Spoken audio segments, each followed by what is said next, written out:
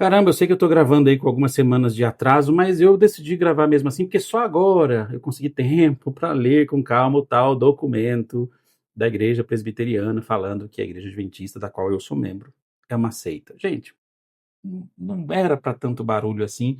Muita gente gravou vídeo, teólogos, pastores, influenciadores e tal. Tudo bem, não tô falando para não gravar vídeo, mas tô gravando um aqui, mas você vai entender que o meu vídeo tem uma perspectiva diferente. Mas eu entendi, e acho que a Igreja Presbiteriana tem todo o direito de legislar e criar normas para os seus membros, para legislar e normatizar coisas muito específicas. Então, esse voto é para regulamentar casos de ex-adventistas que vão se tornar presbiterianos. Então, como a igreja vai agir? Segundo a presbiteriana votou, esse ex-adventista agora precisa fazer um estudo, uma espécie de catequese, né, da presbiteriana, e passar por um batismo. Então, eles não aceitarão mais o fato dele ter sido batizado na igreja adventista, e isso agora ser válido na presbiteriana. Ele tem que ser rebatizado. Por quê? Porque a igreja adventista agora, para o presbiteriano, é uma seita. Ok, tranquilo, vida que segue. Mas assim, lendo com calma esse documento e outros textos antigos de outras denominações religiosas que também já nos chamaram de seita, eu percebo que tem um ponto em comum em todos esses textos, em todas essas declarações de sermos seita, tá? É, em todos eles está Ellen White, todos eles. Eu já fui direto ao ponto e já dei nome aos bois aqui, né? Ellen White é o problema, e o ponto em comum em vários textos antigos e atuais nos chamando de seitas. E aqui eu percebo que muitas vezes em podcasts, em programas de TV, em textos, muitos teólogos anti-adventistas, eles nos enquadram como seita, às vezes baseada em comportamentos de adventistas ou líderes adventistas. Eles não buscam na fonte oficial o que a igreja pensa. Ou se buscam muitas vezes em textos antigos, ignorando o fato de que qualquer religião do planeta, ela tem uma verdade progressiva, desde o tempo em que ela foi fundada até os dias atuais. Toda e qualquer igreja evolui teologicamente, porque o conhecimento é progressivo e quanto mais você estuda, mais você aprende. Então, muitas vezes, tomam textos antigos da própria igreja adventista e agora dizem, tá vendo, eles creem nisso, mas não tomam, muitas vezes, as nossas crenças atuais, os nossos textos e livros oficiais atuais como base para suas críticas. Então, o primeiro ponto aqui não é como um adventista age que diz sobre o que uma igreja de fato oficialmente crê. Eu posso dizer que com muita tranquilidade que na minha igreja existe gente muito fundamentalista e gente muito fanática. Eu digo até que alguns têm surtos psicóticos na internet e gravam vídeos ridículos, às vezes falando mal da própria igreja adventista, porque não segue o que na visão maluca dele é a verdade. Então, assim, fundamentalistas, gente doida, tem em todo lugar, inclusive na igreja adventista. Então, não baseie, você que não é adventista, sua opinião sobre a igreja baseado em algo que alguém está gravando na internet, alguém escreveu. Vá às fontes primárias, vá aos textos atuais da igreja adventista.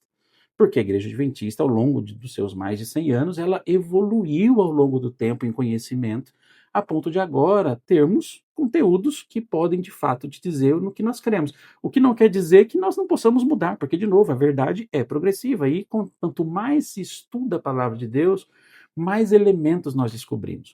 Uma das coisas que me fez me tornar adventista no ano de 1989 foi quando eu descobri que o adventismo tinha seminários de teologia que utilizavam elementos científicos para estudar a palavra de Deus. Então, apesar de crermos que a palavra de Deus é a palavra e não contém a palavra, nós usamos elementos científicos, nós usamos o grego, o aramaico, o hebraico, a história, a filosofia, a arqueologia, a sociologia, a cultura e o estudo das culturas, né, bíblicas. Nós temos seminários de teologia, faculdades que fazem ou praticam a chamada exegese, que é destrinchar o texto bíblico e entender na sua língua original, na sua cultura original, no seu contexto original, o que Deus estava ali ensinando através da sua palavra. Por isso que quando nós lemos Levíticos e vemos ali leis que hoje não se aplicam mais, entendemos que hoje nós não praticamos mais essas leis porque tinha um contexto, havia uma aplicação histórica, havia um contexto histórico. Imagine, por exemplo, por que que hoje nós não pedimos para as mulheres adventistas cobrirem o rosto com o véu, como Paulo, por exemplo, mandou, né? Porque nós entendemos que havia um contexto. Assim como as mulheres não podem falar na igreja, havia um contexto. Assim como tomar os filhos de alguém, né, como pagamento de dívida, assim como as leis que regulamentavam as relações que nós tínhamos com os escravos, né, no tempo de Israel. Então, o estudo teológico adventista é maravilhoso, é muito profundo. E nos nossos seminários nós ensinamos os nossos teólogos a praticar a tal exegese, que é o estudo aprofundado do texto e tirar dele todos, cientificamente falando, todos os seus conceitos e contextos históricos, gramaticais. Isso é maravilhoso, tá? Isso é maravilhoso. E eu me tornei adventista por admirar essa forma como a igreja estuda com seriedade a Bíblia, a palavra de Deus. Pois bem, e uma das coisas que me chamam a atenção no Adventismo é que, apesar dos malucos que existem nela, que saem por aí fazendo vídeos absurdos, eu me enquadro e me encaixo e me identifico muito com os adventistas pioneiros. A igreja adventista nasce nos Estados Unidos estudando muito a Bíblia por semanas e semanas. Somos conhecidos na história adventista por sermos um povo da Bíblia. E a relação sadia que a igreja e os seus membros tinham com a própria profetisa, que nós, né, cremos que foi uma profetisa chamada Ellen White. Então, Rodrigo, creio no dom profético de Ellen White, creio realmente de que ela é uma dádiva para o adventismo, mas eu tenho uma visão sobre Ellen White muito ou praticamente igual à que os pioneiros tinham sobre ela e que ela própria tinha sobre si mesma. Aqui eu vou deixar, por exemplo, um texto para você, não lembro agora de cabeça, mas eu sei que está em Conselhos para a Igreja, acho que página 25, 26, não lembro agora, mas eu vou deixar o texto aqui para você, que ela diz, né, claramente, olha, eu te recomendo, você que lê a Bíblia, a entender que a palavra de Deus é a nossa única regra de fé e prática. Ellen White escreve isso. No final, inclusive, do seu primeiro livro escrito. Então, quando Ellen White é perguntada sobre a autoridade dos seus escritos, ela própria diz, no tempo em que ela viveu, de que a palavra de Deus era a única regra de fé e prática. E ela complementa dizendo assim, ó, por essa palavra a gente vai ser julgado. Então não seremos julgados pelos livros dela. Nós não seremos julgados ou condenados por não termos seguido um conselho dela, um mandamento dela, até porque ela não tem esse poder e essa atribuição de ser regra de fé e prática. Então eu olho para o que ela escreveu e faz muito sentido para mim. E desde o tempo em que eu sou adventista, eu sempre tive essa relação sadia com Ellen White, entendendo que o papel dela não é servir como base para julgar quem é o Rodrigo ou para condenar o Rodrigo no tempo do fim. Se você segue ou não o conselho de Ellen White, ok, o prejuízo é seu, porque ela tem conselhos maravilhosos, mas ninguém vai se perder. Ninguém vai se perder por não crer em Ellen White. Ninguém vai deixar de ir para o céu porque não seguiu um conselho de Ellen White. Quem diz isso não é o Rodrigo, tá? E talvez para você que está ouvindo isso aqui, está achando, nossa, que absurdo. Provavelmente você é alguém fundamentalista que tem problemas com os escritos dela, porque ainda não entendeu como que o verdadeiro adventista deveria encarar os textos de Ellen White. E daqui, então, eu deixo para você o texto original dela. E nesse texto, inclusive, ela diz que Deus prometeu dar visões, né, nos últimos dias e tal, não para estabelecer uma nova regra de fé, ela deixa isso muito claro no texto, mas sim para o conforto do seu povo e para corrigir os que desviam da verdade bíblica. Então, assim, está aqui a Bíblia. Eu existo como dom profético para dizer que você está se desviando da Bíblia. E está tudo certo. O que não quer dizer, gente, que Ellen White não opinou sobre muitas coisas. E, gente, ela é um ser humano, ela pode opinar e tinha o direito de opinar sobre qualquer coisa da vida.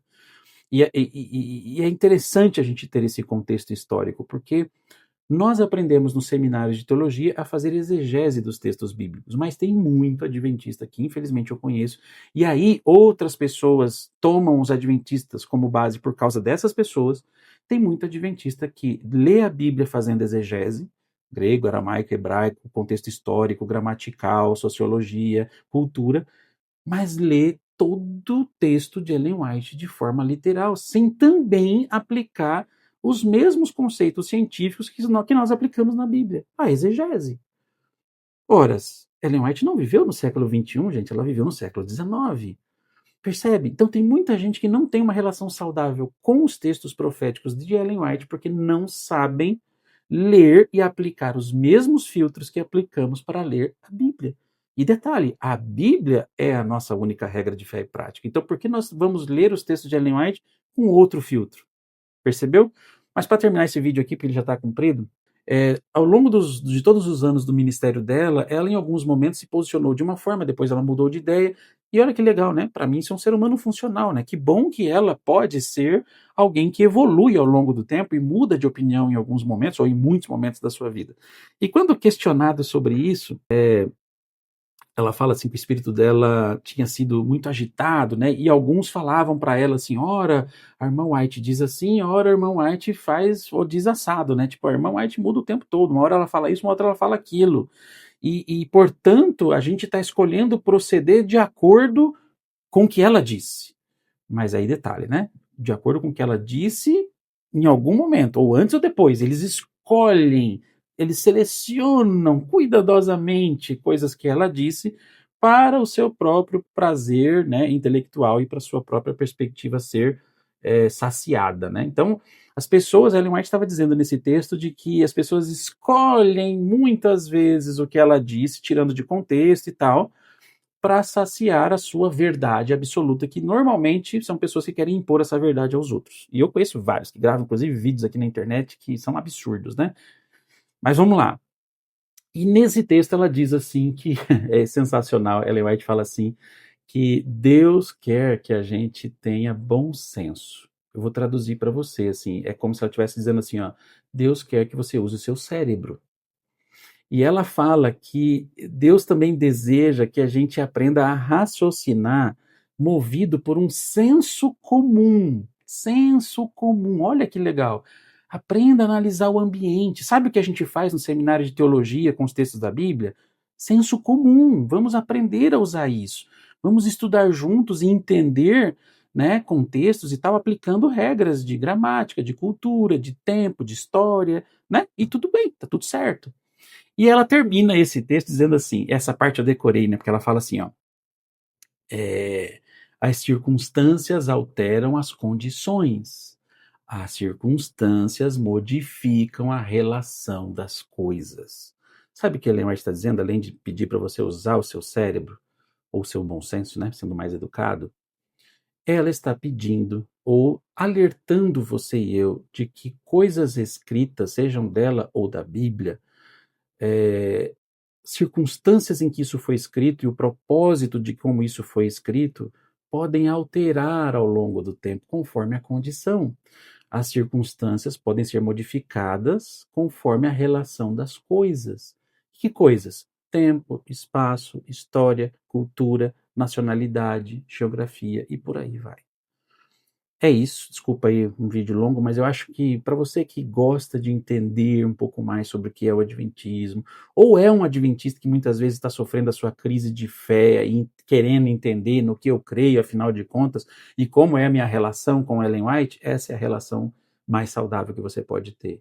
Ellen White é uma luz no tempo do fim para o povo de Deus que precisava redescobrir o prazer de ler a Bíblia através de Ellen White, que aponta para a Bíblia, eu tenho nela conforto, eu tenho alerta e conselhos maravilhosos sobre como criar meus filhos, sobre como cuidar da minha saúde, sobre como devo me relacionar no meu trabalho, sobre a diferença entre mente, caráter e personalidade, sobre o trabalho na igreja. Então, Ellen White é, sem dúvida, algo de muita riqueza para o adventismo, porque ela traz realmente para nós textos maravilhosos, conselhos maravilhosos, que, de novo, não tem o propósito de ser para nós regra de fé e prática, e muito menos material base para o nosso julgamento no tempo do fim. Não. Mas para ser um acalento. Deus não nos abandonou. A prova disso é que ele tem enviado ao longo da história pessoas movidas pelo Espírito Santo para nos trazer esperança. É nisso que eu acredito. Por isso, estou adventista do sétimo dia até que ele venha. Que Deus abençoe e a gente se vê no próximo vídeo.